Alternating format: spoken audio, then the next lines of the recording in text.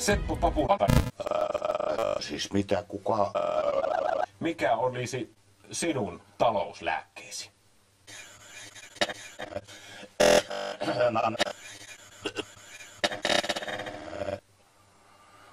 Oho, olipas monimutkainen kysymys. Sinun lääkkeesi.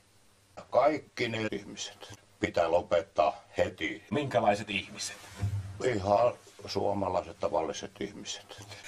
Erotan EUsta, erotan Afrikasta, ei mitään terveyskeskuksia, ihan älytöntä, ei mitään homoja. Entä mikä on sinun lääkkeesi siihen, miten Suomeen syntyisi uutta yritystoimintaa? Ottaa lisää rahaa, työntää kaikki homot Afrikkaan, hoidettaisiin omat asiat ensin. Reima Kultalahti Muutos 2011 puolueesta. Kuvaile itseäsi 3 sanalla. Ei. Siinä tuli jo vähän useampi sana, mutta miten vietät vapaa-aikaasi?